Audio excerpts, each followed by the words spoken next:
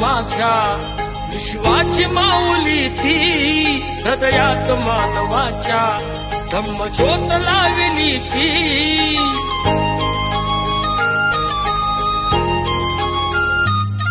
या सावलीत माझ्या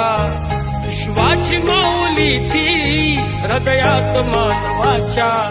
धम्मज्योत लावली ती जग जिंकून झाले ते मित्र गौतमाचे